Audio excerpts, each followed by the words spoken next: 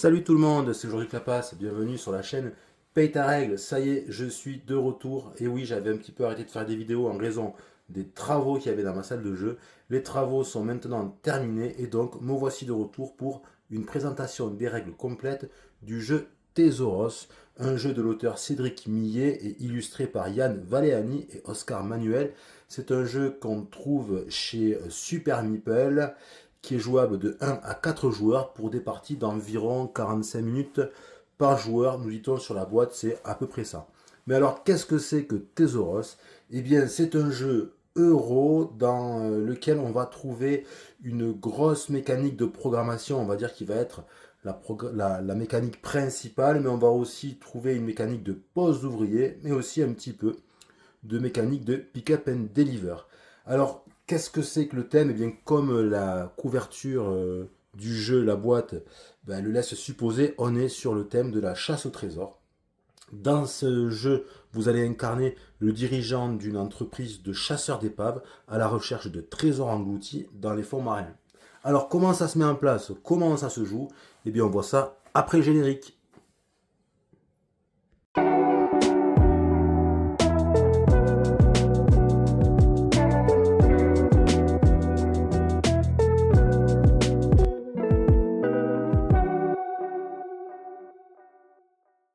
Alors pour jouer un jeu, évidemment, il faut commencer par le mettre en place. Donc on va évidemment d'abord voir la mise en place et je vais expliquer une mise en place pour 2 joueurs. Donc déjà, on va déployer le plateau sur le bon côté. Là, on est sur le côté 1-2 joueurs. On l'a marqué ici. Si on veut jouer à 3-4 joueurs, il faut tout simplement retourner le plateau.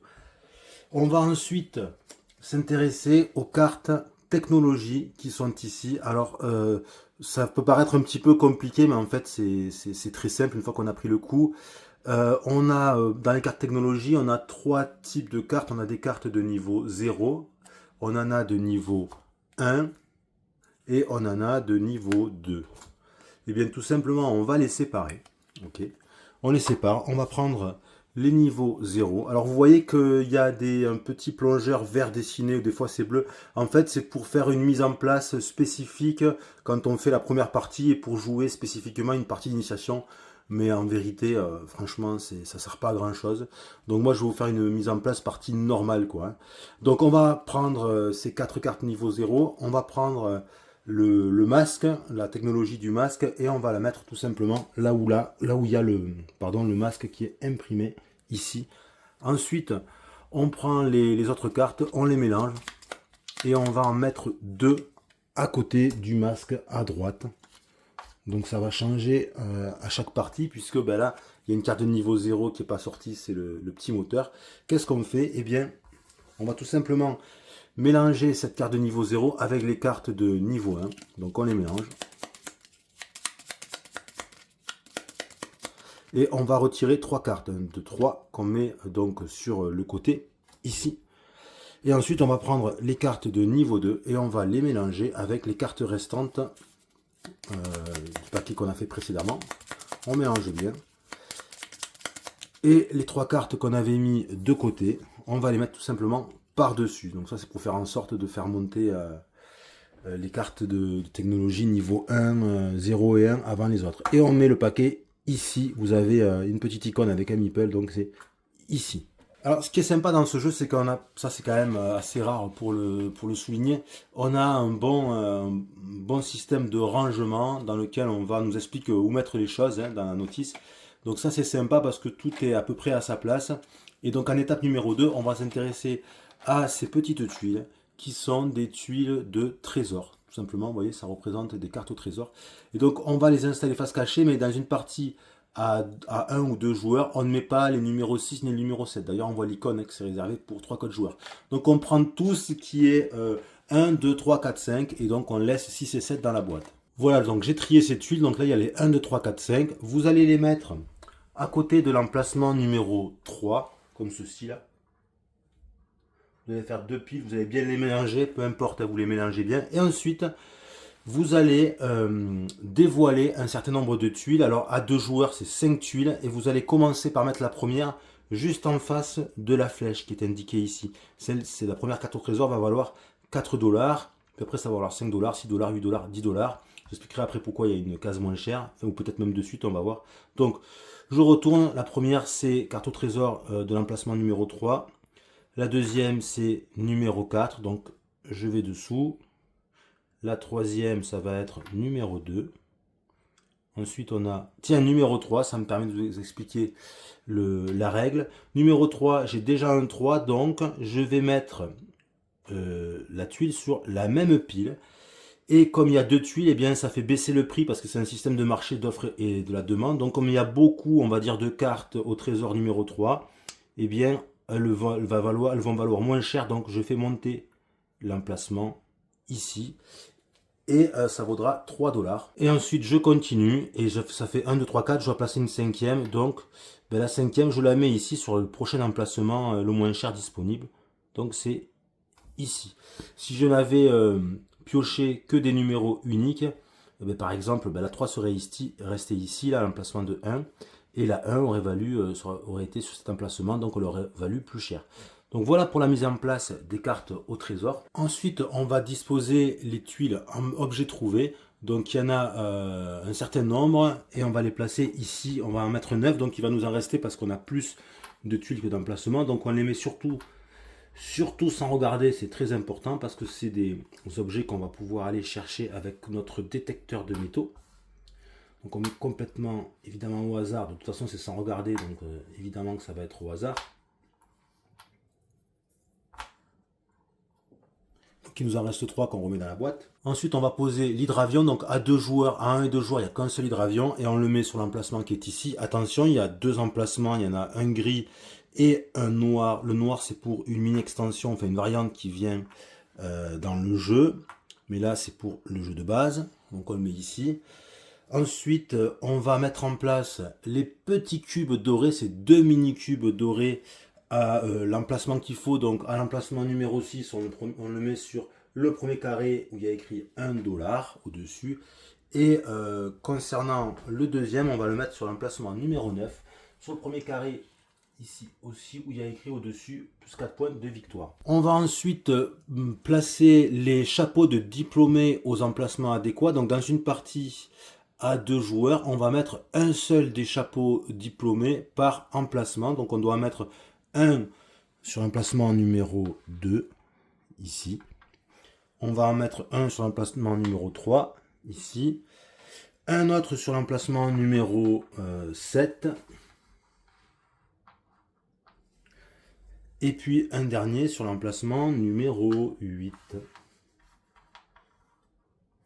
Une fois qu'on a fait ça, on n'oublie pas le dé. Bon, le dé, on s'en fiche, on peut le mettre à côté ou on peut le mettre sur le plateau de jeu directement. Ça n'a pas d'importance. Et puis, pour terminer la mise en place commune, on va mettre un certain nombre d'éléments, non pas sur le plateau, mais à côté du plateau. Alors, il va y avoir déjà le calendrier, ce qu'on appelle le calendrier. Alors, vous en avez plusieurs en fonction du nombre de joueurs. Là, c'est pour 1, 2, 3, 4. Vous allez me dire, mais là, t'as pareil. Oui, mais encore une fois, ça, c'est pour la partie d'initiation, mais si vous voulez la faire, vous la faites, mais ça change franchement pas grand-chose. Donc, moi, je vais partir sur une partie normale. Donc, vous disposez ça à côté et vous allez mettre, voilà, comme ceci, par exemple, et vous allez mettre sur le 1, vous allez mettre le gros cube doré qui est fourni dans la boîte.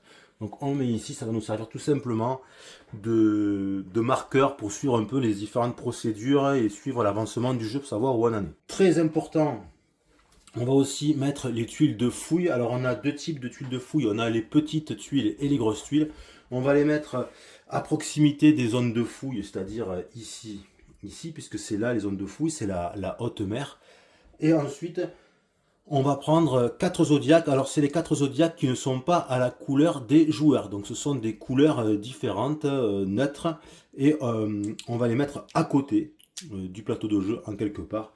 Par exemple ici. Correspond à ces petits meeples de bois de zodiaque des plaquettes. On a donc 4 plaquettes qui représentent ces petits zodiaques sur lesquels on va pouvoir disposer des choses. On va aussi les mettre à proximité du plateau de jeu, parce que quand un joueur va s'équiper d'un zodiaque supplémentaire, il va à la fois prendre un élément de bois, mais aussi une petite tuile zodiaque. Donc on va les mettre à côté. Et on va donc pouvoir maintenant passer à la mise en place pour les joueurs. Alors on va se prendre un plateau personnel composé de plusieurs sections. On va prendre le petit gadget bien sympa, la boîte noire. Donc chacun prend une boîte noire qui s'ouvre comme ceci. On va la mettre dans la pièce justement noire, la pièce de la boîte noire. On va prendre 3 meeples de la couleur. Donc on va choisir une couleur évidemment. Donc moi j'ai choisi rouge. On va prendre le boss, vous voyez, il est plus gros que les autres, il a un chapeau sur la tête. Et on va le mettre dans l'emplacement du personnel avec 2 ouvriers, comme ceci. On va prendre ensuite un détecteur de métaux, donc c'est l'objet qui nous est donné au début de la partie, et on va le mettre dans la pièce des équipements, symbolisé par l'icône d'un petit zodiaque, alors que pour les employés et le patron, le personnel, on a une petite icône de meeple avec une enveloppe.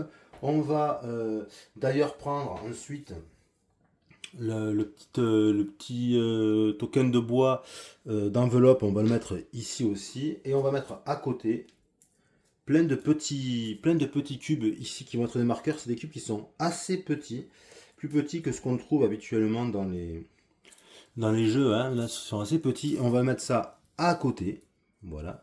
Et on va également prendre un zodiaque, une tuile zodiaque à notre couleur qu'on va disposer sur le côté, par exemple ici. Et on va fournir aussi aux joueurs 2 cartes aide de jeu. Donc on va avoir cette première carte recto verso, c'est tout simplement une petite aide et un rappel par rapport à la plongée quand on va chercher des trésors et par rapport aux requins, comment ça se passe.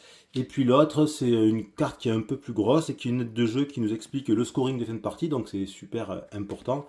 Et ici, qui nous offre un petit panorama des différentes technologies que l'on peut éventuellement rencontrer. Donc on se met ça sur le côté. Et il nous reste un certain nombre d'éléments à notre couleur qu'on va devoir placer, mais sur le board général. Alors on va déjà placer ce petit rectangle de bois et on va le mettre sur la piste de score à 10 points. Donc tout le monde commence à 10 points. On va ensuite prendre notre zodiaque et on va le mettre sur l'imprimé de notre couleur, donc rouge sur rouge, ici sur les quais. On va ensuite prendre là ce petit morceau de carton là qui a écrit x2 avec un engrenage et on va le positionner sur l'emplacement numéro 1 à l'endroit où il y a notre couleur. Donc moi j'ai les rouges, donc c'est la ligne rouge. Il y a la même icône qui est imprimée de x2, je le mets dessus et je vais mettre mes 3 meeples, 3 ouvriers. Voilà ici. Alors le premier ici, le deuxième je le mets sur justement le petit token de carton x2 et le dernier. Voilà, donc c'est des ouvriers que je vais pouvoir gagner pendant la partie. Et enfin, il nous reste un gros cube en autre couleur. Et bien tout simplement, on va déterminer l'ordre du tour au hasard. Et le premier joueur va se mettre sur l'emplacement numéro 1 ici dans la zone numéro 10. Et le deuxième joueur va se mettre sur le deuxième emplacement. Donc comme ceci. Admettons que le rouge soit premier joueur, il se mettrait comme ceci. Alors, je vais maintenant aborder le déroulement et le rythme du jeu. Donc, on a un jeu qui est divisé en 3 grandes manches qui sont en fait représentées par des années thématiquement. Donc, on a 3 années et chaque année est divisée en 3 quadrimestres. 1, 2, 3. Ce qui va se passer, c'est qu'au début d'une année, donc au début d'une manche, on va toucher nos revenus. Donc, on voit qu'à la première année, c'est 50 $. Chaque joueur prend 50 $. Quand on joue à 2 joueurs, le deuxième joueur va prendre 3 $ de plus. Si on joue à plus de joueurs, c'est un compte un petit peu différent, mais ça revient à peu près au même. Ensuite, une fois qu'on a fait ça, on va faire une phase de budget qui va consister à dépenser nos revenus, à les allouer aux différents postes des différents budgets qui existent. Et une fois qu'on a fait ça, donc c'est vraiment de la programmation, une fois qu'on a fait ça, eh bien, on va réaliser 3 fois la même chose, c'est-à-dire 3 fois, on va faire ici par exemple pour le premier quadrimestre, on va programmer nos actions, on va réaliser nos actions, ensuite on va payer nos salaires et on va faire une petite phase de maintenance. On va recommencer, on programme nos actions, on réalise nos actions, on paie les salaires, maintenance. Et une troisième fois, on programme nos actions, on réalise nos actions, salaire, maintenance. Et à la fin, donc c'est pour ça qu'on a le cube pour suivre chaque fois pour ne pas se perdre. Et à la fin, on a une espèce de phase de scoring intermédiaire, enfin si on peut appeler ça un scoring intermédiaire, c'est juste qu'on va regarder qui sont les mieux placés dans l'ordre du tour et ils vont gagner des points. Donc en fait, quand on joue à 2 joueurs, c'est juste le premier joueur gagne 2 points et le deuxième gagne 0 points. Donc il y a un intérêt à être premier joueur, pas seulement pour faire les actions en premier, hein, c'est très important dans ce jeu, mais aussi pour gagner des points, mais ça a un intérêt à la fin de l'année. quand on est à la fin d'un quadrimestre, ça sert à rien, c'est à la fin de l'année que ça rapporte des points. Et on va continuer deuxième manche, donc deuxième année. On voit qu'on va toucher aussi de l'argent des revenus, mais qui vont être moindres, enfin moindres, ça dépend, puisqu'on va toucher 30 dollars pour tout le monde, plus 5 dollars par carte trésor possédée, et on continue pareil que tout à l'heure. Et la dernière année, on touche encore moins d'argent, c'est que 10 dollars, mais avec 5 dollars par carte trésor possédée, et on continue. Et là, quand on arrive ici, eh bien, on fait le scoring final. Donc, on va voir maintenant ensemble les différentes phases de jeu en détail. Donc, ça commence d'abord par la phase de revenu, mais la phase de revenu, elle est fort simple, et en plus, je l'ai déjà expliqué, puisque ça consiste tout simplement à ramasser l'argent qu'on a gagné, et c'est au début donc d'une manche, donc d'une année, c'est une fois par année, en sachant quand même qu'au début du jeu, et seulement au début du jeu, les gens qui ne sont pas premiers ont, je disais tout à l'heure, un bonus, donc à 2 joueurs c'est 3 dollars, mais si on joue à plus, c'est un peu plus, j'ai regardé, donc si on joue à 3 joueurs, enfin si on joue à 4 joueurs, on va dire, voilà, le premier il a rien, le deuxième il a plus de dollars, le troisième plus 4 et le quatrième plus 6. Donc vous voyez, ça dépend, mais ça c'est uniquement au début du jeu. Après, on ne le fait plus hein, pour l'année numéro 2 et l'année numéro 3.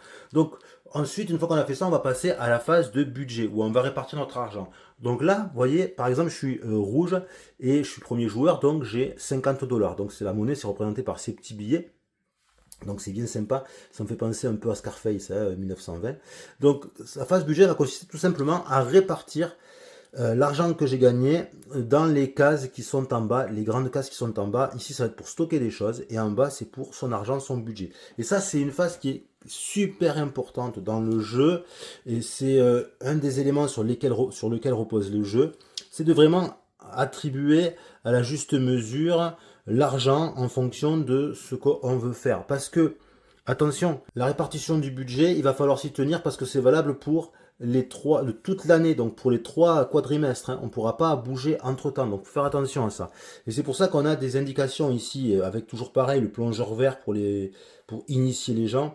Là, on nous dit, voyez, au début, quand vous ne savez pas trop, parce que c'est sûr qu'au début, vous déprogrammez, vous n'avez jamais joué, donc vous dites, ouais, mais comment je fais? Eh ben, tu vas te servir de ça, en fait. Donc là, on te dit, mets au moins 12 dollars, mets au moins 10 dollars, mets au moins 10 dollars, mets au moins 3 dollars. Et là, c'est mets au moins 2 dollars. Donc vous allez répartir un peu comme vous voulez. Donc quand on ne connaît pas le jeu, on va dire, on va respecter. Donc je mets 12 là, on va voir comment ça tombe. 10 ici, 10 là. Là, on me dit 3. Au moins 3. Et là, on me dit 2. Ben, j'ai pas, donc je vais mettre 5. Alors ça, c'est secret. Par contre, ça, personne ne doit le voir. On verra après pourquoi. Donc vous mettez l'argent secrètement là-dedans. Alors je mets un peu plus, je mets 5 et mettons que là je vais mettre un peu plus pour ici et puis que je vais mettre un peu plus pour là. Voilà. Ok, j'ai fait ma répartition. Chaque poste correspond à des actions spécifiques. Par exemple, ici c'est la section RH, donc ressources humaines, c'est pour ça que c'est dans la même colonne que les ouvriers. C'est de l'argent qui va servir à recruter de nouveaux ouvriers, ceux qu'on avait vu, ceux qui sont sur le board, qui sont ici sur l'emplacement numéro 1, mais c'est aussi l'argent qui va être destiné à payer les salaires. Ensuite, on va trouver ici un autre poste, c'est le poste de la recherche-développement, donc à utiliser sur l'emplacement numéro 2 du board central. C'est rappelé ici en fait chaque fois. C'est de l'argent qui va me servir à acheter des brevets, donc développer des technologies et à acheter de nouveaux équipements. Hein, je vous rappelle qu'on a eu un premier équipement qui était gratuit, c'est le détecteur de métaux. Eh bien, on voit que sur le board ici de disponible, on a le masque, on a le harpon et on a ici le sonar de premier niveau. Cet argent est fait à acheter ces objets ou à développer les brevets pour ces objets. Ensuite, ici, on a le poste des achats généraux. Alors, ça permet de faire différentes choses. Ça permet d'aller sur les emplacements 3, 8 et 9. C'est-à-dire que ça va nous permettre à la fois d'acheter des cartes au trésor. Ça va nous permettre de louer des salles pour pouvoir exposer les objets trouvés dans les fonds marins. Et ça va aussi nous permettre de faire de la pub pour que les gens viennent voir nos expositions. Ensuite, ici, on a le poste des frais de mission. C'est en fait tout ce qu'on va devoir payer pour pouvoir aller techniquement chercher des trésors. Donc c'est sur les emplacements 4, 5 et 7. Donc c'est-à-dire tout simplement payer, louer un hydravion, utiliser, acheter un nouveau Zodiac, donc etc. Donc tout ça, ça va nous coûter de l'argent qui doit être ici. Et enfin, la dernière partie de notre budget, ça concerne la caisse noire. Alors ça, c'est ce qui permet, vous voyez, c'est un peu notre côté malhonnête qui va ressortir, puisque il s'agit de planquer de l'argent pour pouvoir soudoyer les autorités locales afin d'être le premier au tour suivant. Et c'est donc avec cet argent qu'on va se battre pour essayer d'être le premier joueur ou le plus près du premier joueur possible. Mais attention, il y a un truc qui est super important, c'est que alors que là, on va pouvoir essayer parfois de faire des changements d'une caisse à l'autre, enfin d'un poste à l'autre, la caisse noire, on ne peut jamais y toucher. Je veux dire, l'argent qui est dedans, c'est l'argent qui est dedans. On ne pourra plus rien y mettre, plus rien en sortir, si ce n'est que pour faire exactement ce pourquoi elle a été faite, c'est-à-dire soudoyer les autorités locales. Pour le reste, on pourra essayer de s'arranger. Là, attention, c'est vraiment verrouillé. Et ça doit bien rester secret. Donc une fois qu'on a fait sa programmation de budget, sa phase de budget, on va véritablement, enfin bon, c'est quand même déjà le jeu, mais là on va vraiment rentrer dans le cœur du jeu, mais il faut bien s'y préparer. Donc c'est dans la programmation des actions pour chaque quadrimestre. Donc on commence à programmer. En quoi ça consiste de programmer ces actions? Eh bien tout simplement, on va venir poser un de ces ouvriers de disponibles ici sur un des emplacements du plateau de jeu. Donc il y a différentes zones, en fait il y a 10 zones, elles sont numérotées, hein. Ça commence de 1 et ça va jusqu'à 10 en faisant le tour 1, 2, 3, 4. On a ensuite la zone 5 qui est ici, 6, 7, 8, 9 et 10, vous voyez. Donc on va pouvoir poser un de ces ouvriers donc sur un emplacement. Par exemple, je pourrais me mettre ici, donc ils sont ici les emplacements. Là, je me suis positionné sur l'emplacement numéro 2. Dans ce jeu, on peut très bien positionner plusieurs ouvriers dans une même zone. Donc on peut prendre avec sa couleur plusieurs emplacements d'une même zone. Là, vous voyez, par exemple, je viens de mettre 2 de mes ouvriers.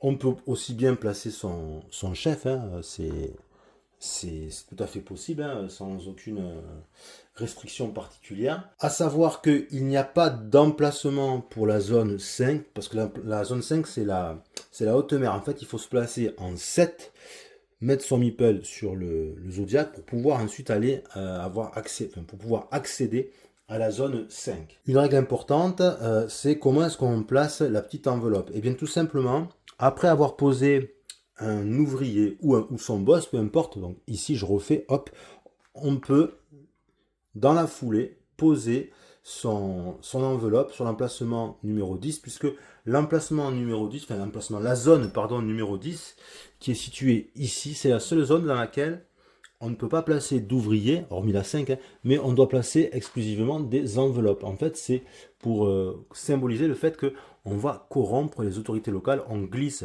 une petite enveloppe avec des billets issus de la caisse noire à l'intérieur, et c'est comme ça qu'on simule ça. Donc là, c'est juste en programme, ça veut dire que j'ai placé ce bonhomme, et hop, dans la foulée, je me mets ici, ça veut dire que je prévois de dépenser de l'argent de ma caisse noire pour essayer de devenir premier dans l'ordre du prochain tour. Et dernière particularité également, c'est concernant la zone 6, on a une grosse case qui est assez grande, ça veut dire, bon, vous savez, si vous connaissez un peu les jeux de société de type pose ouvrier, ça veut dire qu'on peut poser une infinité de bonhommes, il n'y a aucune limite, plusieurs des nôtres, plusieurs des adversaires, un seul, enfin peu importe. Donc la zone 6, elle contient une infinité d'emplacements. On va passer maintenant à la phase de réalisation des actions. Donc c'est une phase qui a lieu une fois que tout le monde a posé l'ensemble de ses ouvriers. On va déclencher donc la réalisation d'action un peu comme dans le jeu L'Âge de Pierre, si vous connaissez. Et donc pour ce faire, pour vous expliquer tout ça, je vous propose de vous expliquer les emplacements, enfin chacune des zones, quoi. De la 1 à la 10, je vais expliquer les actions de chacune des zones. Donc hop, chaque fois je vais poser le petit meeple pour vous montrer. Donc admettons que je m'étais placé ici, à cet endroit, eh bien, je vais devoir payer 3 $ issus de mes ressources humaines, donc de la catégorie ressources humaines, c'est-à-dire de cette catégorie-là. Ok, je dois payer 3 $ d'ici, et à ce moment-là, je vais pouvoir prendre le premier de mes personnages en commençant par la gauche. Donc c'est celui-là, puis celui-là, puis celui-là. Okay, je prends ce bonhomme et je vais le mettre immédiatement, je le mets non pas dans ma réserve, mais je le mets immédiatement sur un des emplacements. Tiens, on va le mettre sur, admettons, cet emplacement, voilà, qui était disponible. Et voilà, il va être placé. Évidemment, comme j'ai recruté un nouvel ouvrier, il faut que j'anticipe le fait que ça va me coûter plus cher en salaire, mais ça, je vous le dirai quand on sera à la phase de salaire. Donc, vous voyez, l'action, elle est très très simple. Si je recrute les ouvriers suivants, ça va devenir plus intéressant. Si je recrute cet ouvrier, ben hop, je gagne ce jeton. Ce jeton, je vais le conserver avec moi dans ma zone de personnel. Et en fait, je peux l'utiliser quand je veux, à n'importe quel moment, quand je place un ouvrier, y compris quand je place, tiens, l'ouvrier que je viens de gagner. Je peux tout simplement mettre ce jeton sous mon ouvrier. Et ça veut dire qu'à l'endroit où je le mets, cet ouvrier, il va faire 2 fois l'action. Ou deux fois la même action, ou 2 actions différentes, mais dans une seule zone. Donc ça, c'est vachement fort. Le seul endroit où je ne peux pas le mettre, c'est dès que c'est un emplacement qui consisterait à le faire monter dans un zodiaque. Là, on ne peut pas le faire. Donc je ne peux pas le faire pour la zone 5, je ne peux pas le faire pour aller en par là. Donc dès qu'il doit monter dans un zodiaque, je ne peux pas mettre ça. Mais sinon, je peux utiliser le jeton x2 pour doubler la force d'une action qu'il est en train de faire. C'est-à-dire, enfin, doubler l'action. C'est pas tant doubler l'action, c'est faire 2 fois la même action d'une zone ou 2 actions différentes d'une même zone. Donc c'est quand même vachement intéressant. Et si j'arrive à recruter le troisième, ben tout simplement, j'ai un point de victoire immédiat. Les points de victoire immédiat dans ce jeu, ils sont représentés par un petit cercle blanc avec un éclair. Donc ça veut dire des points de victoire immédiats. On passe maintenant à l'emplacement numéro 2. Donc on est ici, donc j'enlève ce bonhomme qui est en trop. Hop, quand je me mets ici, qu'est-ce que ça veut dire? Eh bien, ça veut dire que je vais pouvoir soit acheter une technologie, acheter un brevet technologique, ou alors je peux acheter un objet, ou alors je vais pouvoir me positionner ici pour faire un truc, je vais vous expliquer ça dans le détail. Donc, première chose, quand je me pose ici, si jamais personne n'a acheté de brevet encore, ben, je vais être un peu contraint d'acheter un brevet. Donc là, c'est le cas. Ok. Comment ça se passe pour acheter un brevet? Eh bien, tout simplement, hop, on va prendre le masque pour vous montrer. Je vais devoir payer la somme qui correspond à ce qui est écrit ici, 4 $, plus 3 $, plus 2 $. Donc si je veux acheter ce brevet, ça va me coûter, si vous m'avez suivi, 9 $. Je paye 9 $ et je me mets, ici c'est par rapport au nombre de joueurs, on joue à 2 joueurs, je me mets ici et voilà, j'ai acheté le brevet. Ok. Je peux faire à la fois, dans une seule et même action, je peux à la fois acheter le brevet et acheter l'objet. Donc si je décide d'acheter l'objet, tout simplement, ben, j'ai payé, ok, et j'ai déjà payé en développant la technologie, je diminue, ça veut dire que cet objet va se raréfier, et je vais prendre dans la boîte de rangement, je vais prendre ça ici, et ça veut dire que j'ai gagné un masque. Et ce masque, je vais le mettre où? Eh bien, je vais le mettre dans mon stock, dans cet emplacement, c'est-à-dire dans l'emplacement dévolu aux objets qui vont servir à mes expéditions. Et donc, maintenant, c'est super intéressant. Pourquoi? Parce que si jamais je veux racheter un autre masque, je ne paierai plus que 3 $, que ce chiffre ici, et on diminue encore. Ok. Mais ça signifie que si quelqu'un veut acheter un masque, eh bien, il va payer 3 $ plus 2 $, donc 5 $, mais les 2 $ qui sont ici entre parenthèses, il va me les payer à moi. Donc ça va coûter 5 à un autre joueur, dont 2 pour moi. Et il va diminuer encore. Et quand on arrive tout en bas de la piste, ça veut dire qu'il n'y a plus de masques disponibles. On a acheté tous les masques, quoi, tous les objets disponibles. Ok. L'autre action que je peux faire, tiens, on va prendre un autre exemple. Imaginons que, je vous ai déjà un peu expliqué. Imaginons que la technologie du masque ait été développée par le joueur bleu. Moi, j'ai envie d'un masque. Eh bien, je vais payer 5, 3 $ à la banque, 2 $ à bleu, et on diminue. Ok. Donc ça, c'est une autre action qu'on peut faire. Donc on peut soit que développer la technologie, pas prendre d'objet. Bon, ça me paraît un peu bête, en fait, on ne le fait jamais. On peut que acheter un objet. On peut faire les deux d'un coup, acheter une technologie et s'emparer d'un objet. Et il y a une dernière action qui consiste tout simplement à positionner son bonhomme ici. Et là, ça veut dire que on n'achète pas d'objet, on ne développe pas de technologie. À quoi ça sert de faire ça? Eh bien, ça veut dire que notre ouvrier va être un peu coincé ici, mais à la fin de la manche, quand on fera la phase, pas de la manche, du quadrimestre, quand on va faire la maintenance, eh bien, on va pouvoir tout simplement prendre le bonhomme, on va se mettre sur l'emplacement numéro 1, direct, ok, on n'a pas le choix, donc ça va être avantageux parce qu'on est sûr d'être le premier lors du prochain quadrimestre à intervenir dans cette zone-là, mais l'avantage, le vrai avantage aussi, c'est qu'on va pouvoir regarder dans l'appli technologie et choisir l'objet que l'on veut, sans mélanger. Donc par exemple, mettons que ce qui m'intéresse c'est le scaphandre, je prends le scaphandre, ok, je le mets dessus le paquet, je ne change pas l'ordre, et je remets ça comme ceci. Ça veut dire que pendant la phase de maintenance, quand on va faire apparaître les nouvelles technologies, ben je sais que ça va être forcément le scaphandre, et moi je vais pouvoir, comme je suis ici le premier à intervenir, je vais pouvoir m'en emparer immédiatement. Donc c'est quelque chose qu'il faut savoir utiliser parce que ça revient quand même à nous bloquer pas mal un ouvrier, mais ça peut être puissant parce que à la fois on est premier ici, à la fois on choisit ce qui va monter, et en plus on connaît du coup, on peut connaître le déroulement de toutes les cartes puisqu'on ne doit pas changer l'ordre. Donc c'est quand même assez puissant. L'emplacement numéro 4 maintenant, donc imaginons que j'ai mon personnage qui soit ici, qu'est-ce que ça veut dire? Ben, tout simplement ça veut dire que je vais pouvoir acheter une carte au trésor, celle que je veux, et j'ai les coûts qui sont en face, vous voyez. Donc mettons que si je prenne la 1, je vais payer 4 $, je prends la 1, donc je paye. Alors je paye d'où? Eh bien je vais payer à partir du poste rouge. En fait c'est indiqué en bas, emplacement 3, 8 et 9, la salle rouge, mais aussi en fait la couleur correspond en fait. Donc je vais prendre la somme, les dollars tirés d'ici, et mes cartes au trésor, je vais mettre sur l'emplacement carte au trésor. En fait, c'est la même colonne. Ok. Si jamais je prends, je décide de prendre, je me dis, ben, il y a moins cher, il y a 3 c'est moins cher. Ben, si jamais je prends une carte au trésor qui est issue d'une pile là, qui est moins chère qui est en haut, ben, pareil, je prends, je paye, je mets dans mon emplacement sur mon plateau personnel, mais du coup, ça fait augmenter la rareté, donc je vais prendre le 3 qui reste et je vais l'amener sur la piste, la première piste la plus chère, enfin la moins chère disponible à descendant. Donc hop là c'est pris, c'est pris, c'est pris, c'est pris, hop, le 3 il va se retrouver ici. Ça veut dire que celui derrière qui veut racheter un 3, ben, il ne payera pas 3 $, mais 8 $, c'est pas la même chose, ça pique. Donc l'emplacement numéro 3, il sert vraiment à s'emparer de cartes au trésor. Les cartes au trésor, c'est important pour différentes raisons, mais vous savez déjà que c'est important pour les années suivantes, puisque plus on a de cartes au trésor, plus on va avoir un revenu important, donc pour l'année 2 et pour l'année 3.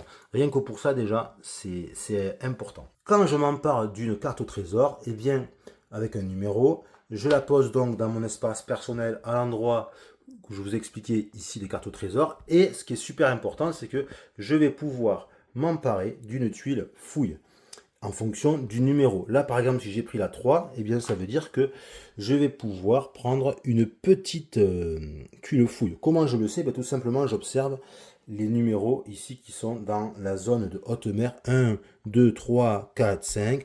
Donc là, on voit c'est des petites tuiles pour 1, 2 et 3. Et des grosses tuiles, c'est pour 4 et 5 ici. Donc 3, ça serait là. Donc, comment ça se passe? Je prends 3 tuiles. Je les regarde. Il n'y a que moi qui les regarde. Je choisis ce qui m'intéresse, en fonction de ce que je veux faire, bon ça on verra après. Et je vais tout simplement mettre face cachée la tuile à l'emplacement correspondant. Et les deux autres tuiles, sans jamais les montrer aux autres joueurs, je les mets au-dessous du paquet. Et voilà. Si jamais je m'étais emparé d'une carte au trésor numéro 3 et qu'un joueur l'avait déjà fait, donc il y avait déjà une tuile, évidemment je ne reprends pas de tuile. Par contre, j'ai le droit de regarder moi qu'est-ce qu'il y a sous la tuile pour savoir ce que c'est, donc me préparer, savoir quels objets il me faut pour aller choper des trésors, par exemple, ou tuer des requins. Allez, on continue. Alors normalement, je devrais vous expliquer la zone numéro 4, mais je ne vais pas le faire comme ça, parce que sinon vous n'allez pas bien comprendre. Donc je reviendrai après, ça sera plus clair pour vous. Donc je vais aussi passer la zone numéro 5. Pourquoi? Parce que ça sera plus clair si je vous l'explique dans un autre sens. Donc je vais poursuivre, je saute la 4 et la 5. On va faire la zone 6.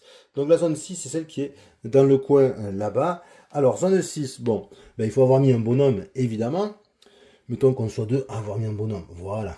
Ok, ça veut dire quoi? Comment ça se passe? Eh bien, tout simplement, les joueurs qui se sont positionnés ici vont jouer selon l'ordre. Alors, non pas l'ordre qui est indiqué, parce qu'il n'y a pas d'ordre indiqué ici comparé aux autres emplacements. Selon l'ordre du tour qui est qui est visible dans la zone 10. On voit que rouge joue avant bleu, donc là, rouge va jouer avant bleu.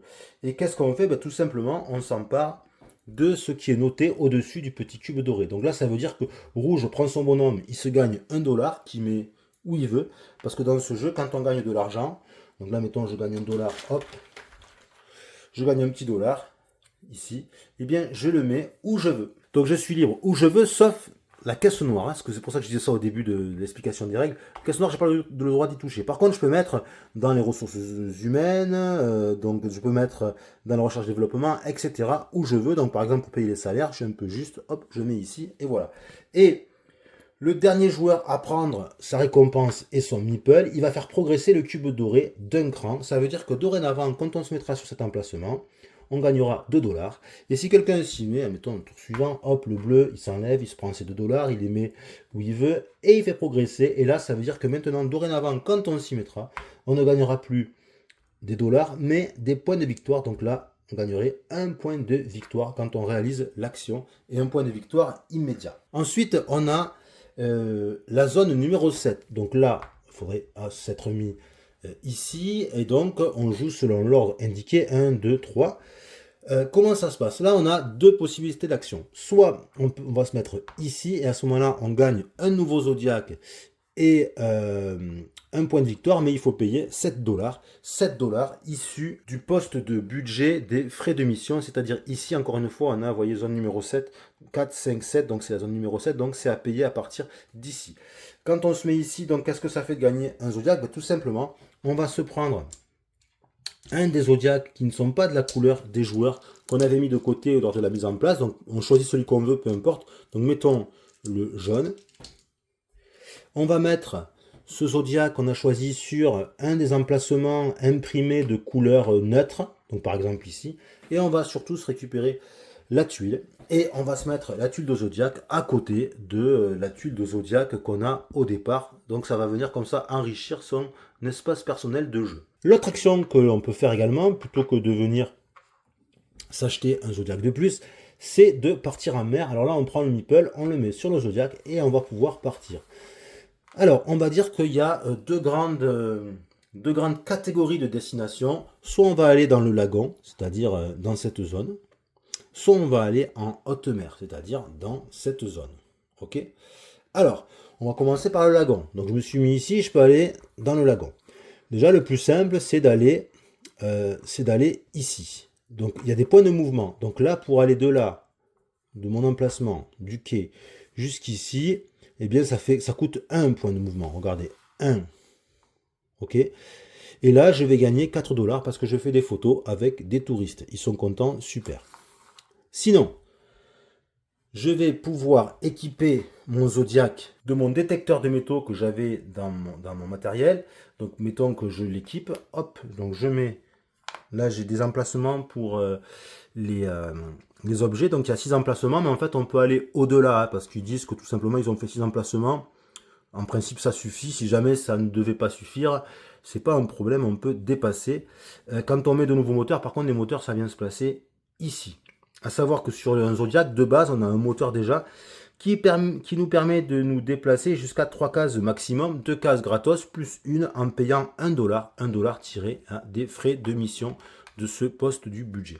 Donc, si je m'équipe du détecteur de métaux, je vais pouvoir aller fouiller dans cette île. On voit ici qu'il y a le dessin de l'objet du détecteur de métaux, ça veut dire que c'est obligatoire, sinon je ne peux pas y aller. Donc là, je l'ai, j'y vais, c'est équipé, hop.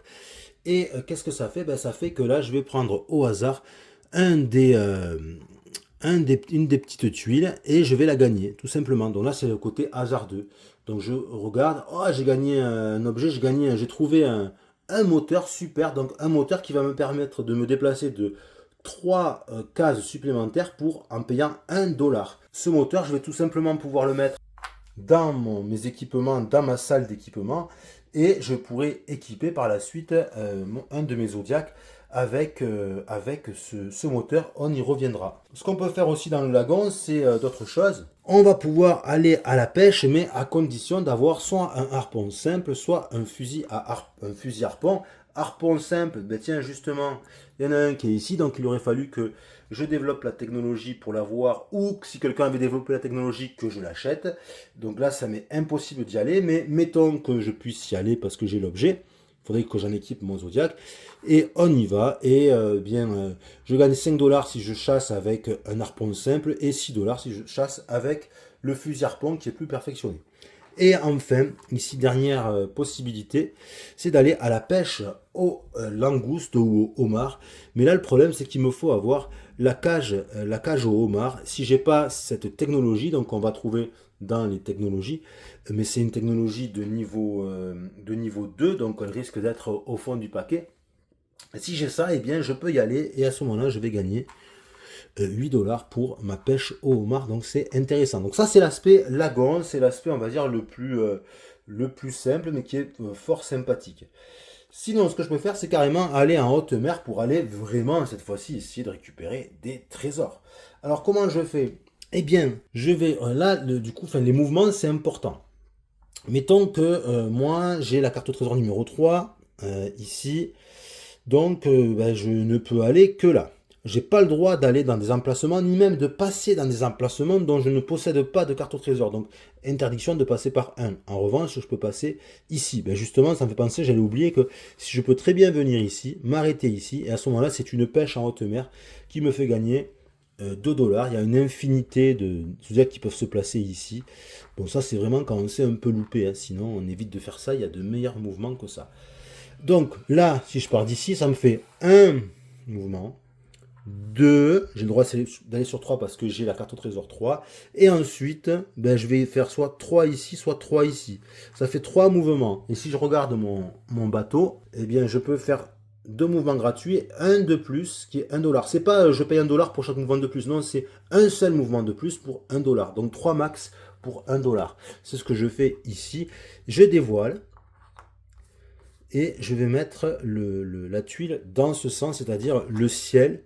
Vous voyez la surface vers la pointe du zodiaque et ensuite le sol à l'opposé. D'accord? Et là, je vais pouvoir éventuellement récupérer des trésors ou chasser des requins. Et c'est là qu'il y a un truc super important et on va un petit peu zoomer. Vous voyez ici, il y a 3 niveaux de profondeur. Dans ce niveau de profondeur, je peux y aller juste en maillot de bain. Maillot de bain, on est tous équipés d'un maillot de bain dès le départ. Pourquoi? Parce qu'il est imprimé ici sur chaque zodiaque, on a un maillot de bain. On a même une canne à pêche ici, c'est pour ça qu'on peut pêcher ici. Donc ça c'est imprimé, c'est d'office. En revanche, si je veux aller un peu plus profond, ici, il me faut un masque. Et là, je n'ai pas de masque, donc je ne suis pas autorisé à plonger. Et si je veux aller encore plus profond, il me faut des bouteilles d'oxygène. Et là, j'en ai pas, c'est d'autres technologies qui vont rentrer en jeu. Mais admettons que j'ai un masque, hop, je me le mets.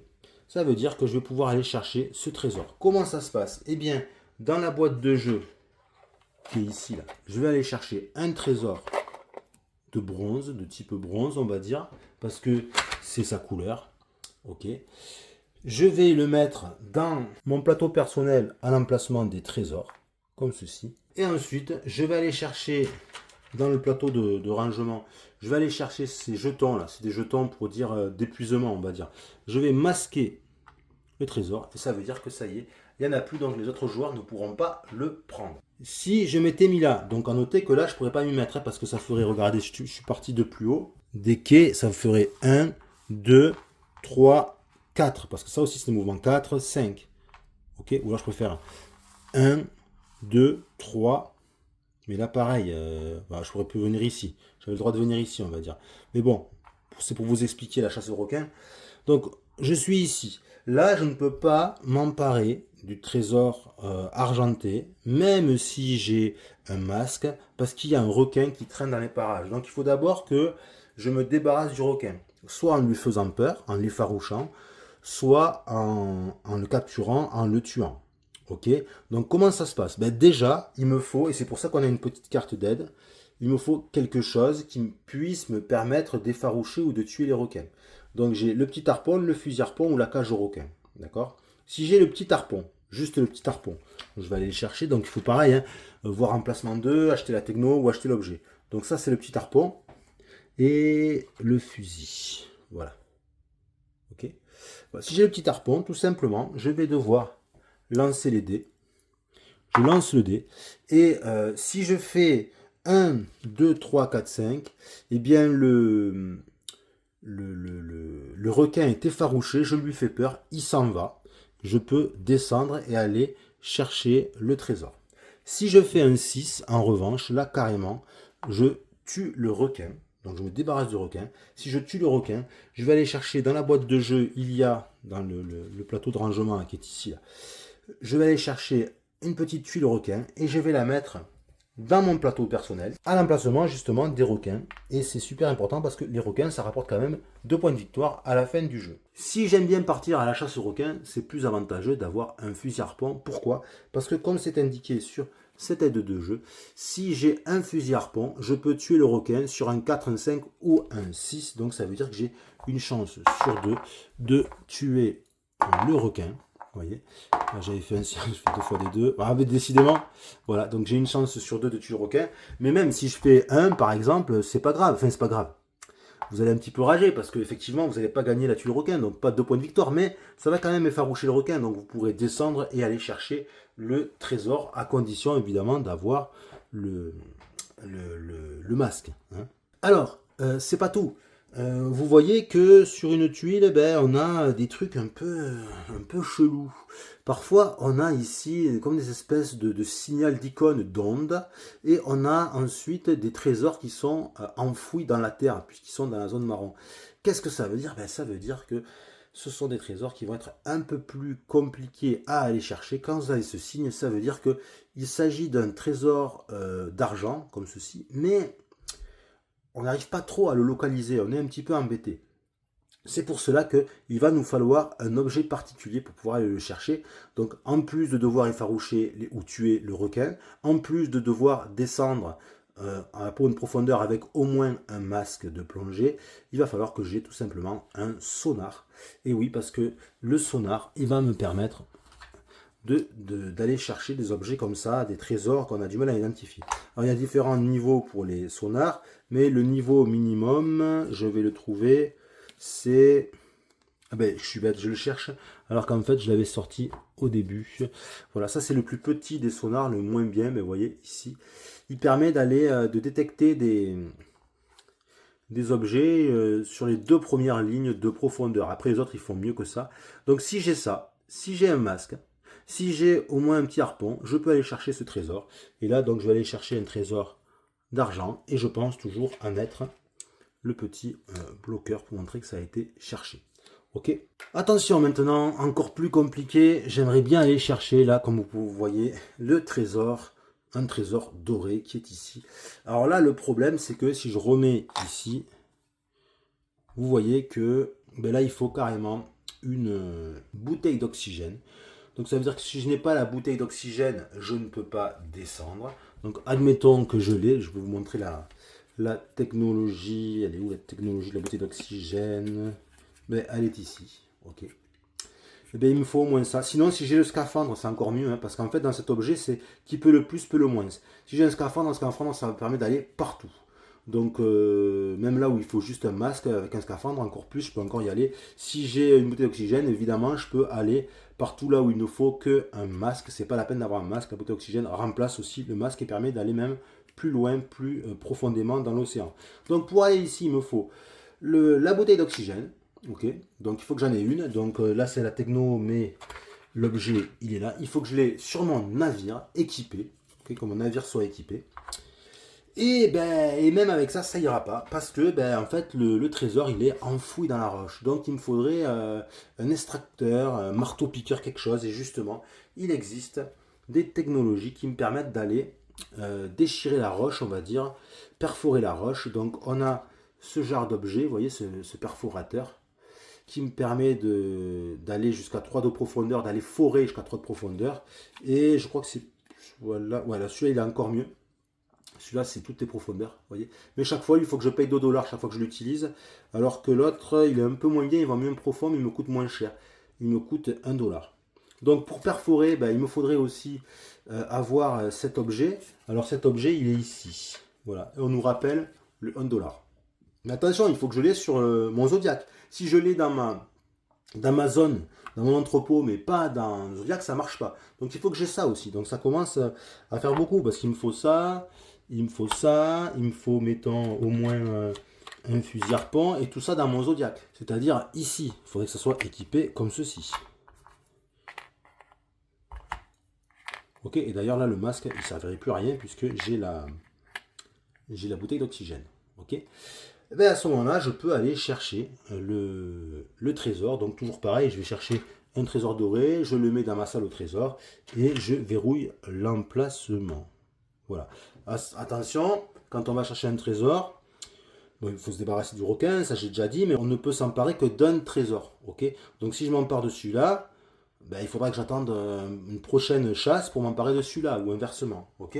Voilà, j'ai fait le tour de la zone, ben, j'ai fait l'action zone 7, mais du coup, en fait, c'est ce que vous auriez fait aussi en zone 5. Alors ça doit être un petit peu obscur ce que je raconte, parce qu'en fait, tout simplement, quand on accomplit les actions dans l'ordre des zones, la zone 5, on ne va la déclencher que si on est déjà présent. Donc moi, j'étais pas présent, je suis venu de par la zone 7, je me suis mis là, j'ai fait ma pêche, mais après, mon personnage, il va rester ici, et ça veut dire que lors de notre quadrimestre, quand on va refaire zone 1, 2, 3, 4, 5, en 5, j'ai quelqu'un déjà, donc je vais pouvoir me redéplacer à partir de mon emplacement, donc du type 1, 2, 3, mettons, et mettons que j'ai 4 mouvements, 4 et que là j'ai un endroit, un truc, enfin, j'ai ma zone de fouille et tout, je pourrais continuer comme ça, me déplacer, rester en mer. Je peux même revenir au quai et pour repartir dans le lagon. Donc voilà pour la zone numéro 5, mais il faut déjà avoir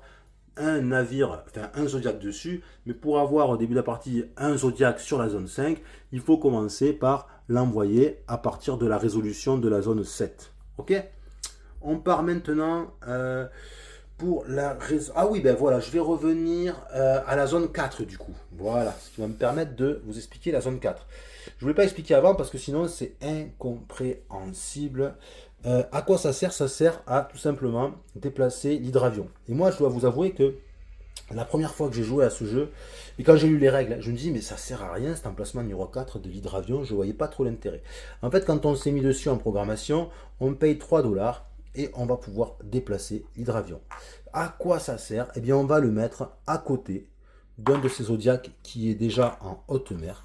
Et ça permet de faire quoi? Eh bien, tout simplement, figurez-vous, ça permet d'apporter des objets que je n'ai pas sur mon zodiaque, qui sont dans mon entrepôt, ou qui sont dans un autre zodiaque, de la porter à mon zodiaque. Donc là, c'est super intéressant parce que si je suis par exemple ici, là, hop, voilà. Mon Zodiac n'est pas équipé de la foreuse, il n'a pas d'arpon, il n'a pas de sonar, etc. Bon, je le mets ici. Ben là, ben, je vais pouvoir, en m'étant mis sur l'hydravion, ben, je vais pouvoir dire, ben, attends, comme j'ai prévu d'aller ici, est-ce que c'est le trésor doré qui m'intéresse? Ben, avec l'hydravion, je vais prendre la foreuse, je vais prendre la bouteille d'oxygène, et tiens, j'en profite pour placer ce moteur, ça va rendre mon navire plus mobile. Et j'arrive, et je fais ma petite soupe. Je mets tous ces équipements. Je peux dire, ah ben tiens, j'enlève cela, donc je les mets dans l'hydravion. Hop, parce que j'en ai plus besoin. Je vais faire comme ça. Hop, j'oublie pas, je vais mettre aussi le harpon pour les requins. Et voilà, ce qui fait que j'ai équipé correctement mon Zodiac en fonction de ce que je voulais faire. Et je peux même mettre les autres choses, les autres objets, plutôt que de les remettre dans mon entrepôt, je peux les mettre sur un autre Zodiac que je possède en même temps, qui est ailleurs, peu importe, parce qu'on part du principe que l'idée c'est que l'hydravion, lui, il fait plusieurs mouvements. Hein. Je l'envoie ici, il repart à l'entrepôt, il va voir mon autre Zodiac qui est ailleurs, et il vole, il rapporte des objets, il repart, donc on imagine qu'il peut même faire plusieurs vols. Je peux même intervertir, en même temps que j'ai un ouvrier, ça on verra pourquoi, parce qu'il peut avoir un intérêt. J'ai un ouvrier qui est plus intéressant ici que celui-ci, je peux même profiter en disant, ben, il a pris l'hydravion, hop, il a atterri, lui il est venu, il a pris son poste, et lui il est reparti, hop, là-bas, et je viens d'utiliser, donc je remets mon personnage dans la salle du personnel, et j'ai utilisé l'hydravion, voilà, comme ça. Ok. Il y a une règle qui est super importante, c'est que, et ça c'est super important, quand on va résoudre la zone 5, parce que j'ai déjà un de mes zodiacs en mer, si personne ne s'est mis sur l'emplacement numéro 4, je peux payer 3 $ pour utiliser l'hydravion parce qu'il est disponible. Ok, c'est un peu comme si je me mettais sur l'emplacement numéro 4 sans m'y mettre, mais à rebours. Mais attention, à partir du moment où un joueur a fait ça, eh bien l'hydravion n'est plus disponible. Donc l'hydravion, on peut l'utiliser en se mettant directement sur la zone 4 lors de la programmation ou pendant la réalisation d'action quand on est dans la zone 5 et qu'on se dit ah mince j'ai oublié cet équipement, ah il n'y a personne qui a pris l'hydravion, cool je paye 3 dollars parce que je les ai, je les paye d'où? Je les paye justement d'ici là des frais de mission et poum j'utilise l'hydravion et ça me sauve. Et ça nous on s'est rendu compte en jouant qu'en fait l'hydravion c'est super important pour ça rattrape en fait tes erreurs de programmation, ça va te permettre de les rattraper, mais c'est un peu serré parce que si on est plusieurs à se louper dans sa phase de programmation, tout le monde veut utiliser l'hydravion, et là ben, c'est le premier sur l'emplacement qui va pouvoir, sur l'emplacement ou dans l'ordre du tour, hein, parce que là, comment on fait quand on est en zone 5, comment on la résout, selon quel ordre, eh bien c'est non pas, il n'y a pas d'emplacement d'ouvrier, donc c'est forcément selon l'ordre du tour qui est ici là-bas. Donc d'où l'importance aussi d'être premier joueur. On va passer maintenant à la zone numéro 8 qui est ici, c'est ce long bâtiment, très long bâtiment. Alors cet emplacement, peut-être qu'au départ, vous n'allez pas trop l'utiliser. Pourquoi? Parce qu'en fait, on peut y faire deux actions. Donc je vais mettre mon bonhomme ici et ça sert à quoi? Deux actions. Donc soit on va ouvrir une salle de musée, donc ça c'est les salles de musée. Hop, hop, hop, hop, il y a 5 salles de musée. Soit on va mettre un de nos trésors dans une salle de musée ouverte. Alors ouvrir une salle de musée, évidemment, quand tout est fermé, au départ, on ne peut qu'ouvrir une salle de musée. On ne peut pas mettre un trésor alors qu'on n'a pas ouvert de salle. Comment on fait? Tout simplement, on va devoir payer la somme qui est indiquée ici. Donc par exemple, là, il y a écrit 6 dollars. Je paye 6 dollars issus de mon emplacement rouge qui est ici. Vous voyez, on retrouve la zone 8. Donc ça, c'est vraiment bien expliqué. Donc c'est à partir d'ici que je paye. Et je vais prendre un de mes petits cubes. Voilà à quoi il sert les petits cubes. Et je vais les mettre sur la serrure qui est ici. Ça veut dire, ça y est, il y a une salle qui est ouverte. Elle n'est pas ouverte, elle est aussi. On a ouvert, on a loué un musée. Voilà, on a loué une salle de musée. Ok. Ça veut dire que maintenant, tout le monde, le joueur rouge, mais aussi les autres joueurs, vont pouvoir placer ici des trésors qu'ils auraient, dont ils se seraient emparés, qui seraient dans leur salle de trésors. Et justement, c'est la deuxième action qu'on peut éventuellement faire. Donc, si une salle est ouverte, je peux aussi faire comme, je peux sinon plutôt faire comme action de prendre un trésor de ma salle au trésor et de le positionner dans une salle ouverte ici de l'emplacement disponible en partant du haut. Premier emplacement disponible en partant du haut. Donc, je le mets ici. Et qu'est-ce qui se passe? Il se passe que immédiatement, je vais gagner de l'argent qui correspond à la couleur de mon trésor. Là, c'est un trésor de type bronze. Je regarde ici, je me gagne 5 dollars. Ok, donc je prends 5 dollars, je les mets où je veux dans mes différents postes de budget, sauf la caisse noire. Et je mets un petit cube dessus de ma couleur pour dire qu'il est à moi. Pourquoi? Parce qu'à la fin du jeu, il faut savoir à qui sont les trésors, parce qu'ils vont rapporter des points. Vous voyez, 4 points de victoire, mais ça, c'est à la fin du jeu. Vous voyez, c'est pas blanc, c'est doré. Et on va continuer comme ça, continuer. Donc admettons que on est le joueur bleu qui se soit mis ici. Et tiens, le joueur bleu qui se soit mis ici, parce qu'admettons qu'il ait pas mal de trésors et qu'il n'ait pas voulu ouvrir une salle. Là, on s'aperçoit que tous les emplacements de la salle qu'on avait louée sont pris. Ça veut dire qu'on va pouvoir ouvrir cette salle du musée au public. Donc dès que c'est plein, qu'est-ce qu'on fait? On prend le cube et on le bascule ici, avec la porte ouverte. Et là, c'est vraiment ouvert au public. Ça veut dire que celui qui avait payé pour louer la salle, il gagne immédiatement les points de victoire. Là, c'est 4 points de victoire. Donc ça veut dire que bleu, oui, à la fin du jeu, il va se faire des points de victoire, mais en remplissant la salle ouverte par rouge, il lui permet de gagner immédiatement des points. Donc ça, c'est à calculer. Ce qui est important, mais je le redirai plus tard, mais je vais quand même déjà le dire maintenant, c'est que cette zone est importante pour le déclenchement de la fin du jeu. Parce que le jeu, il se déclenche soit quand on finit le dernier quadrimestre, donc le numéro 9, quand on arrive à la fin, là c'est la fin obligatoire du jeu, soit sinon, il va se finir le jeu à la fin du quadrimestre au cours duquel on a rempli on a fini de remplir et d'ouvrir toutes les salles. Et là, donc, on finit le quadrimestre en cours. et à la fin de ce quadrimestre, ce sera le scoring final. Donc si on fait ça au quadrimestre numéro, je sais pas moi, numéro 7 par exemple, ben, ça veut dire que on ne fera ni le quadrimestre numéro 8 ni le numéro 9, donc ça peut se terminer beaucoup plus vite. Et ça, je pense qu'il y a un certain nombre de joueurs peut-être qui ne l'ont pas compris.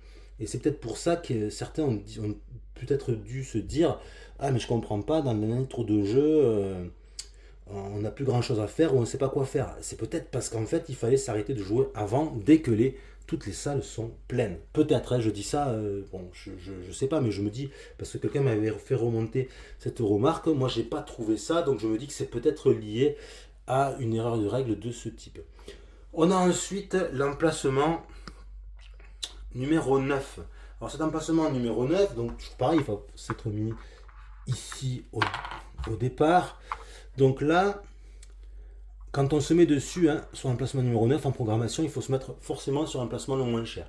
Le moins cher, il est ici, il coûte 7 $. Donc quand on réalise l'action, ça veut dire qu'on paye 7 $, on enlève son bonhomme et on va immédiatement gagner 4 points de victoire. C'est écrit. Vous voyez, 4 points de victoire. Si on est plusieurs à s'être mis, donc démonstration, hop, on a rouge et on a bleu. Qu'est-ce qui se passe? Eh bien, rouge va payer 7 $, il se fait 4 points de victoire. Bleu va payer lui 9 $ et il se fait aussi 4 points de victoire. Et quand bleu enlève son bonhomme, on va faire avancer le mini-cube doré d'un cran. Ça veut dire que ça va être moins intéressant de faire de la publicité, puisque ça c'est la zone de publicité. Plus on fait de publicité, moins le public est sensible à la publicité et donc il est un peu gavé par la pub qu'on fait. Et bien du coup c'est moins intéressant. Par contre le prix pour les emplacements là c'est toujours le même, vous voyez. Donc c'est 3 points d'action, puis encore 3, on commence à 4, puis 3 et on finit à 2. Et enfin le dernier emplacement, l'emplacement, la zone numéro, plutôt je dis emplacement mais en fait c'est les zones. Zone numéro 10, et bien c'est la seule zone que l'on va résoudre sans avoir placé de meeple dessus, mais en ayant placé sa petite enveloppe. Alors comment ça se passe? Si on est plusieurs, on va le faire, tiens. Voilà, mettons que bleu se soit mis aussi. Comment ça se passe? Eh bien, les joueurs, ils vont secrètement ouvrir leur boîte noire. Ils vont prendre de l'argent qu'il y a dans leur boîte noire. Tout ou partie. Ils ne sont pas obligés de tout prendre. Mettons que moi j'ai 5.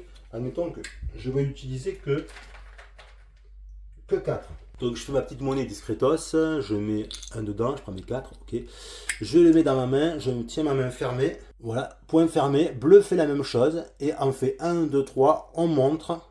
Et celui qui a corrompu le plus les autorités locales, qui a mis le plus d'argent, gagne. Alors tout le monde perd l'argent, hein. Qu'on ait perdu ou pas l'enchère, on perd l'argent, donc ça part à la banque. Et celui qui a gagné l'enchère, mettons que ce soit bleu, parce que moi j'avais mis 4 et lui il avait mis 5, et bien bleu passe premier joueur, et l'autre ben, il passe deuxième joueur. Ok, c'est comme ça que ça marche. Si par exemple, je m'étais mis, voilà, mettons que je suis joueur rouge, et je m'étais mis dessus, et je suis tout seul dessus. Ça arrive.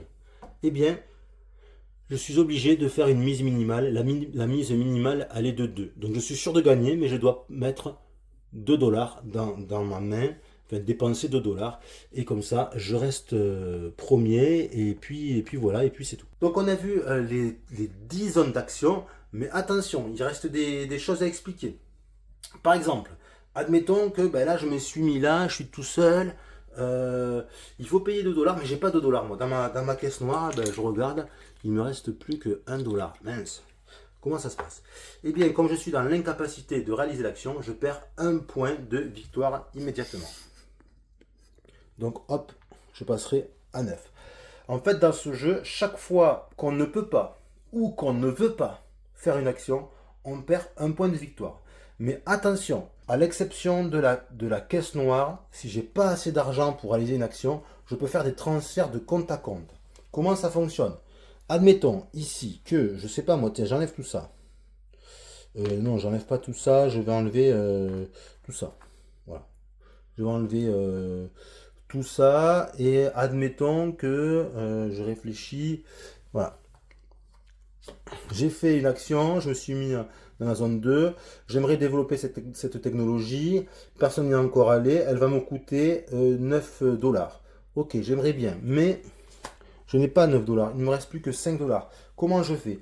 Je fais un transfert de compte à compte. Je vais utiliser de l'argent d'un autre compte. Par exemple, de mon compte RH. Comment je fais? Eh bien, la banque va me prendre des frais. Si on est pendant la première année, la banque va me prendre 1 dollar. La deuxième année, elle va me prendre 2 dollars. La troisième année, 3 dollars. Mettons qu'on est dans la troisième année. Eh bien, la banque me ponctionne 3 dollars. Donc ça, c'est perdu. Je le paye. Et je transfère autant d'argent que je veux d'un compte vers un autre. Donc mettons que là, je mets 5 dollars. Et du coup, je me retrouve avec les 9 dollars qu'il me fallait. J'ai même 1 dollar de rab pour payer ma technologie. C'est comme ça qu'on fait pour les transferts de compte à compte. Donc on peut faire plusieurs transferts d'ici, de là, pour aller vers là.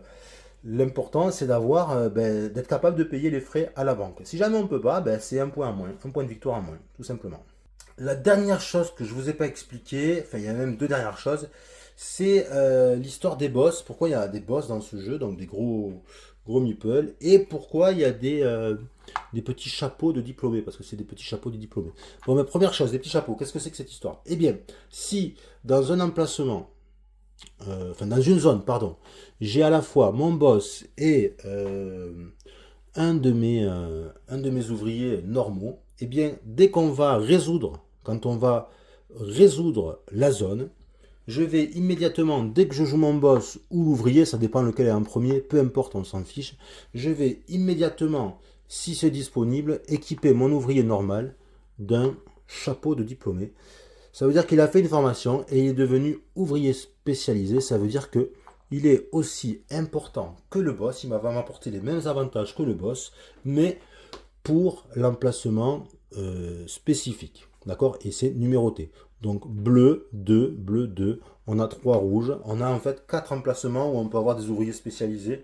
Donc on a aussi le 8 rouge et on a le vert 5-7, ça veut dire que ça compte à la fois pour l'emplacement numéro 5 et pour l'emplacement numéro 7 parce que ce sont des emplacements qui sont liés comme je l'ai expliqué. Alors, à quoi ça sert d'avoir des boss et des ouvriers spécialisés? Eh bien, ils vont bénéficier tous d'un avantage sur chacune des zones. Je peux les faire refaire une par une. Donc le boss, si je le mets ici pour l'emplacement numéro 1, plutôt que de me coûter 3, il va avoir une réduction de moins 2, donc je vais payer que 1 l'ouvrier supplémentaire. Si je mets le boss ici ou l'ouvrier spécialisé, il va me permettre tout simplement d'avoir une réduction de 2 dollars sur l'achat ou le financement d'une technologie. Si je vais sur l'emplacement numéro 3, c'est la même chose, c'est une réduction de moins 2, donc vous voyez c'est souvent une réduction de moins 2. Pareil pour l'emplacement numéro 4, pour l'hydravion, c'est moins 2. Ça change un petit peu pour l'emplacement numéro 5 ici. Ça me dit quoi? D'avoir un boss ou l'ouvrier spécialisé. Regardez, je vous le mets en spécialisé. Ça permet deux choses. Ça permet, quand je fais une chasse au requin, d'avoir 1 plus 1 à mon résultat. Donc là, j'ai fait 2, en fait, ce serait 3. Et ça permet aussi d'aller, de donner la possibilité d'aller attraper 2 trésors d'un coup lors de la même action. Encore faut-il qu'ils soient bien alignés dans la même colonne. Mais donc je peux, comme ça, tout à l'heure j'ai dit, ouais, vous ne pouvez pas faire les 2 trésors là. C'est-à-dire le trésor pour lequel il me faut le sonar et le trésor pour lequel il me faut le marteau-piqueur. Et bien là, en fait, si j'ai les objets, si j'ai tout ce qu'il faut, je peux très bien, avec un ouvrier spécialisé ou le boss, prendre les 2 trésors. Ça, c'est l'avantage. L'emplacement numéro 6, on a aussi une réduction. Non, pardon, c'est pas une réduction. C'est un gain de plus 2. Donc ça veut dire que je gagne 2 dollars de plus que ce que je devrais gagner. Donc c'est intéressant. Pour l'emplacement numéro 7, eh bien là, en fait, c'est lié au 5, puisque si je suis ici, que je décide de partir faire de l'exploration d'épave, choper les trésors, c'est les mêmes avantages que je disais tout à l'heure pour la zone 5. Mais si je veux acheter un Zodiac, je vais le payer 2 de moins, c'est dans 5 dollars au lieu de 7 dollars, et toujours point de victoire. Et si je vais ici dans le lagon, je vais avoir un avantage pour chacun des emplacements. Ici, par exemple, avec le détecteur de métaux, je vais pouvoir prendre 2 tuiles, et je vais pouvoir choisir laquelle des 2 tuiles. Je choisis, mettons que je prends ça, je gagne 6 dollars, et hop, je remets l'autre sans montrer aux autres joueurs, évidemment, ce que j'ai pris. Si je me mets ici, avec un chef ou un ouvrier spécialisé, faire des photos avec les touristes, au lieu de rapporter 4 dollars, ça me rapporte 6 dollars. Si je vais ici à pêche au poisson, ça me rapportera 2 dollars de plus. Et la pêche au homard, pareil, c'est 2 dollars de plus. Si je vais maintenant avec mon boss ou un ouvrier spécialisé, attention, un ouvrier spécialisé de la bonne zone, par exemple, en zone 8, si je vais avec celui-là, je peux y aller, mais c'est un ouvrier normal dans la zone numéro 8. Donc si je vais avec mon boss dans la zone... Ah, mais qu'est-ce qui lui arrive à lui? Pourtant il tient bien d'habitude. Donc si je vais avec mon boss dans la zone numéro 8, hop, ou avec un ouvrier spécialisé, l'ouvrier spécialisé de la zone 8 comme ceci, eh bien je vais avoir soit une réduction de 2 dollars si je veux louer une salle de musée, ou alors je vais avoir un bonus de plus 2 dollars si je décide à la place de vendre un trésor. Donc si je vends un trésor par exemple d'or, au lieu de me faire avec un boss ou un ouvrier spécialisé, au lieu de me faire 9 dollars, j'ai 11 dollars. Ok.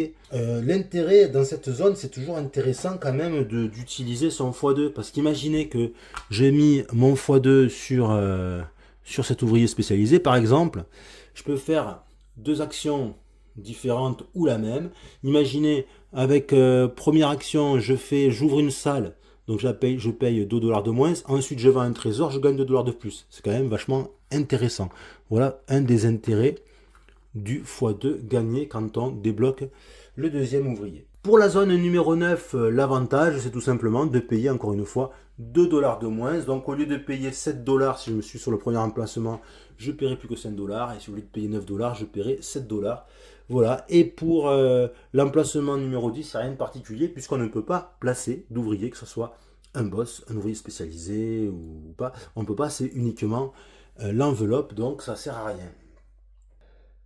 Une fois qu'on a réalisé les actions des ouvriers dans chacune des zones, on va passer à la phase de salaire comme c'est indiqué ici. Donc comment ça se passe? Eh bien, on va devoir payer nos ouvriers 2 dollars chacun, sauf le boss qui est le patron. Donc lui, il ne se paye pas, on n'a pas besoin d'y verser de salaire, il se débrouille. Donc lui, on ne le paye pas, il vaut 0. Par contre, les autres ouvriers, qu'ils soient simples ou qu'ils soient, là j'ai que des spécialisés, je me suis enflammé, on va arrêter un peu, hop. Voilà, qu'ils soient simples ou qu'ils soient spécialisés, ils vont me coûter 2 dollars. Donc là, je paierai 2, 4 et 6 dollars. Donc je dois avoir 6 dollars dans mon budget RH. Si jamais je ne les ai pas, je suis obligé de faire les transferts de compte pour pouvoir payer. Et si jamais, malgré mes transferts de compte, je ne peux pas payer, eh bien, j'ai un point de victoire en moins par ouvrier que je n'ai pas pu payer. Une fois qu'on a payé les salaires, eh bien, on va faire la petite phase de maintenance. Alors, au début, si vous êtes perdu, vous avez ici, on vous rappelle la phase de maintenance, ce qui doit se passer. Donc on va rajouter des technologies. Comment ça se passe? Eh bien, on nous dit combien on doit rajouter. Vous voyez ici, là, 1, ça veut dire que tout simplement, là, à la fin du premier quadrimestre, je dois rajouter une carte. Donc je les ai virés tout à l'heure pour vous montrer, mais voilà. Donc je mets une carte.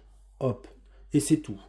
Quand je vais faire la fin du deuxième quadrimestre, je vais mettre encore une carte. Et là, vous voyez, le 3, il est à cheval. Ça veut dire qu'à la fin du troisième quadrimestre, on va mettre 2 technos.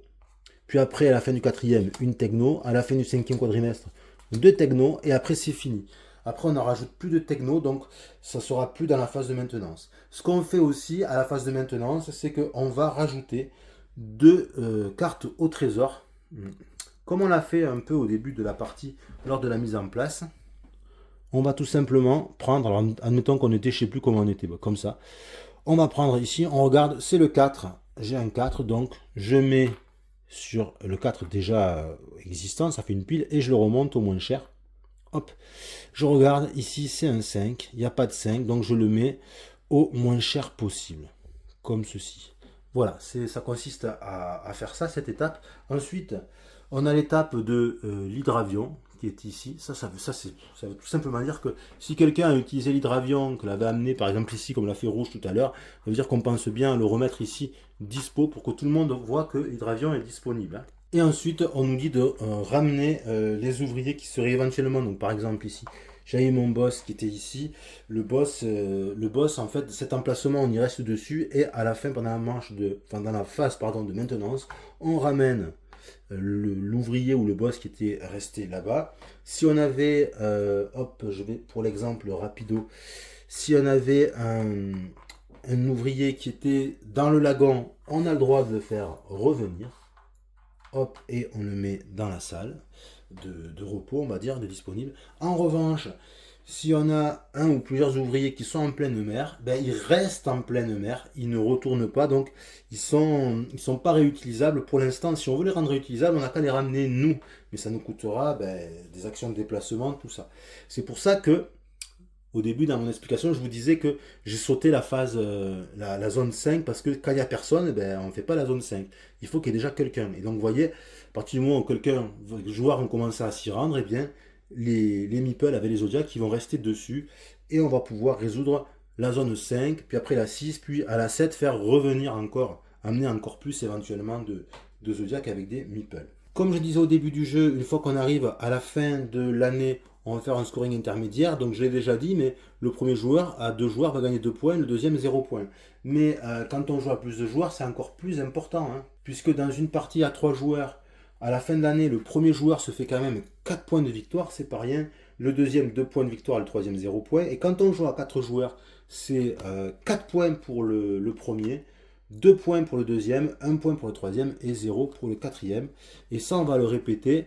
Première année, deuxième année et troisième année aussi, quand on fait le score, enfin, troisième année, quand on fait le scoring final, on va le répéter. Qu'on soit arrivé à la fin du 9e quadrimestre ou que la partie se soit arrêtée avant parce qu'on a rempli toutes les salles des musées. On va parler maintenant du scoring final. Alors ça, c'est bien fait, le scoring final dans ce jeu, puisque chacun a une petite aide de jeu qui explique très clairement comment on doit compter les points.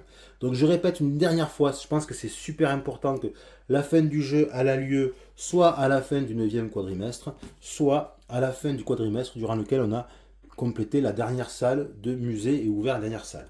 Alors comment est-ce qu'on compte les points? Eh bien, tout est expliqué ici. On va s'intéresser aux trésors. On va compter les points des trésors qui sont dans les salles qui ont ouvert au public. Et en fait, ces points, ils sont indiqués ici. Là, ça voudrait dire que le joueur rouge se fait 4 points et le joueur bleu, il se fait 6 points pour cette salle. Vous voyez? Donc, c'est des points variables en fonction de là où on a ces trésors. Ensuite, on va gagner 2 points par trésors qui sont dans des salles mais qui n'ont pas ouvertes au public. Donc, je vais vous donner un exemple. Par exemple, si... je sais pas moi, hop, voilà, rouge avait ouvert cette salle, il avait mis ce trésor, et il avait mis ce trésor, par exemple, eh bien, la salle n'est pas ouverte. Hop, je vais zoomer. La salle n'est pas ouverte, vous voyez, donc il ne va pas se faire 8 points de victoire, il va se faire 2 points pour ça et 2 points pour ce trésor. Ça, il fera juste 4 points. Donc ça, c'est un peu les glandes, quoi, dégoûté, mais c'est comme ça. Ensuite, on va se faire 1 point par trésor qu'on a vendu au musée. Oui, parce qu'il se peut qu'on ait besoin d'argent et qu'on vende des trésors au musée sans les mettre dans les salles parce qu'elles ne sont pas ouvertes ou pour X raisons, c'est-à-dire des trésors qu'on va placer ici, admettons. Donc vous voyez, hop, là j'avais pas mis les propriétés, hop, voilà, ici les propriétés. Donc là, mettons que rouge et ces trésors là qu'il est vendu, à la fin du jeu, ces trésors mis dans la réserve des musées, ça ne vaut qu'un point de victoire. Vous allez me dire, mais c'est quoi l'intérêt de faire ça? C'est de gagner, quand on les pose, la valeur en dollars de ces trésors, alors qu'on ne peut pas les mettre dans les... Parce qu'il nous est impossible de les mettre dans les salles de musée, parce qu'il n'y a plus de place, parce qu'on n'a pas d'argent pour ouvrir, voilà, par exemple. Ça veut dire que peut-être on n'a pas trop bien joué, ou il n'y a plus de place, c'est la fin du jeu, et on fait ce qu'on peut avec pour payer les différents frais qu'on doit. Ensuite, on va gagner aussi 2 points de victoire pour tous les trésors que l'on a dans sa salle de trésors. Donc c'est-à-dire ici. Donc tout ce qui me reste comme trésor, ça vaut 2 points. Donc c'est plus intéressant que de les avoir mis dans la réserve du musée, mais ils ne m'ont pas rapporté d'argent cela. Ensuite, on va gagner des points grâce au brevet qu'on a développé. Et c'est pour ça que, lors de mes explications tout à l'heure, je vous ai dit que quand on développe une technologie, le joueur qui développe la technologie doit mettre un cube de sa couleur. Ça permet de savoir, ça permet de faire le compte des objets disponibles, et ça permet de savoir qui a développé la technologie. Là c'est bleu, donc c'est bleu qui gagne 1 point de victoire. Okay, ils sont là les points. Donc on regarde tous les points qu'on a gagnés de cette façon, et il y en a qui valent beaucoup de points. Par exemple, le scaphandre, ça vaut 3 points pour le propriétaire de la technologie. Et uniquement le propriétaire de la technologie, pas celui qui en possède. Qui possède des objets, je veux dire. Ensuite, on va gagner 2 points par tuile requin. Donc là, ça voudrait dire que ça vaut 2 points. Puis, on va gagner 1 point par carte trésor. Et là, c'est important, vous allez voir. Je vais essayer de faire un petit micmac. Imaginons que je possède tout ça.